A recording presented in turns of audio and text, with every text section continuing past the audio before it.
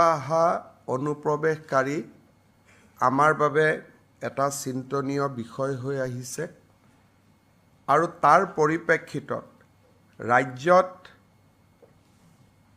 Second line defence হিচাপে অসম পুলিচে যি কাম কৰি আছে তাক আমি আৰু অধিক শক্তিশালী কৰি BSFৰ লগত এটা কোঅৰ্ডিনেশ্যন লৈ পেলাই বাংলাদেশৰ পৰা যাতে অনুপ্ৰৱেশকাৰী ভাৰতত সোমাব নোৱাৰে তাৰ কাৰণে আমি আৰু অধিক প্ৰচেষ্টা ল'ব বিচাৰিছোঁ আৰু এই শৃংখলাৰ এটা পৰ্যায় হিচাপে অসমত আধাৰ কাৰ্ড প্ৰদান কৰাৰ ব্যৱস্থাটো আজি কেবিনেটে খুব কঠোৰ কটকটীয়া কৰাৰ বাবে সিদ্ধান্ত গ্ৰহণ কৰিছে। এতিয়াৰ পৰা ৰাজ্য চৰকাৰৰ সাধাৰণ প্ৰশাসন বিভাগে আধাৰৰ যিটো ষ্টেট লেভেল ভেৰিফিকেশ্যন আধাৰ কাৰ্ড দিয়াৰ আগতে কেন্দ্ৰীয় চৰকাৰে ৰাজ্য চৰকাৰৰ পৰা ভেৰিফিকেশ্যন বিচাৰে আৰু এই গোটেই প্ৰক্ৰিয়াটোক তদাৰকী কৰাৰ বাবে ৰাজ্যৰ সাধাৰণ প্ৰশাসন বিভাগক নোডেল ডিপাৰ্টমেণ্ট হিচাপে কেবিনেটে আজিৰে পৰা ঘোষণা কৰিছে। ইয়াৰ উপৰিও প্ৰত্যেকখন জিলা পৰ্যায়ত এজন এডিশ্যনেল ডেপুটি কমিশ্যনাৰক আধাৰ এনৰোলমেণ্ট ভেৰিফিকেশ্যন অৰ্থাৎ কোনোবাই আধাৰৰ বিচাৰিলে তেওঁক প্ৰপাৰ ভেৰিফিকেশ্যন কৰা হৈছে নে নাই সেই গোটেই প্ৰক্ৰিয়াটো তদাৰক কৰাৰ কাৰণে জিলা আয়ুক্তই এজন অতিৰিক্ত জিলা আয়ুক্তক দায়িত্ব প্ৰদান কৰিব।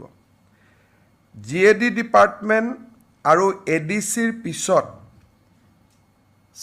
আধাৰ দিয়াৰ আগতে ইনস্পেকশ্যনৰ বাবে আজিৰে পৰা ৰাজ্যৰ চক্ৰ বিষয়াসকল দায়বদ্ধ হ'ব।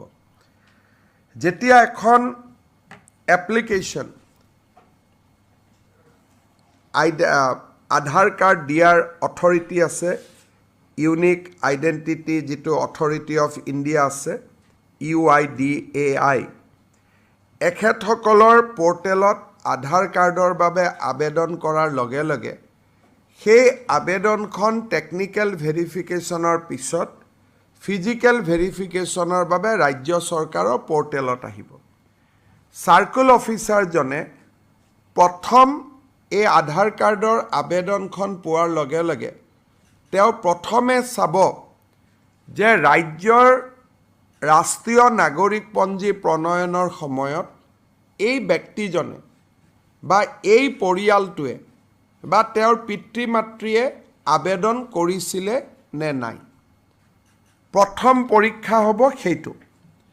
যদি দেখা যায় যে তেওঁ আবেদন কৰাই নাছিলে তেতিয়াহ'লে তেওঁৰ আধাৰ কাৰ্ডখন ৰাজ্য চৰকাৰে প্ৰত্যাখ্যান কৰি কেন্দ্ৰীয় চৰকাৰলৈকে প্ৰতিবেদন দিব আৰু যদি প্ৰমাণিত হয় যে নহয় তেখেতে NRCত নিজকে ভাৰতীয় নাগৰিক বুলি আবেদন কৰিছিলে তেতিয়া আমি নেক্সট ষ্টেজলৈকে যাম আৰু যিটো ফিল্ড ইনস্পেকশ্যনৰ ওপৰত উচ্চতম ন্যায়ালয়ৰ যি নিৰ্দেশ আছে সেই অনুসৰি তেওঁলোকক ফিল্ড ভেৰিফিকেশ্যন কৰি ভাৰতীয় নাগৰিক এখেত হয় এই ধৰণে সম্পূৰ্ণ প্ৰত্যায়িত হোৱাৰ পিছতহে তেখেতক আধাৰ কাৰ্ড দিয়া যাব।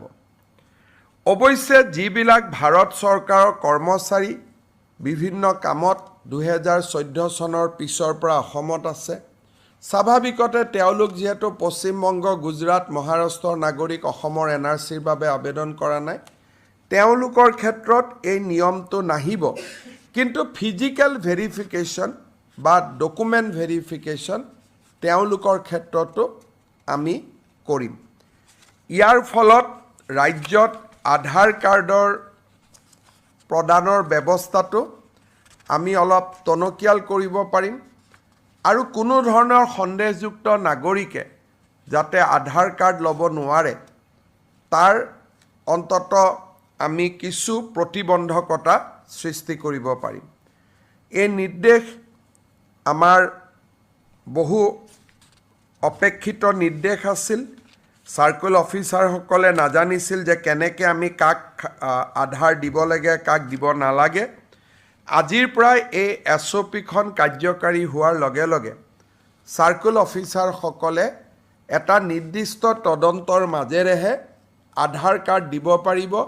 এইটো এতিয়াৰ পৰা আৰু স্বয়ংক্ৰিয় ব্যৱস্থা হৈ নাথাকিব, যেন আধাৰ আবেদন কৰিলেই আধাৰ পাম তেনেকুৱা ব্যৱস্থা হৈ নাথাকিব।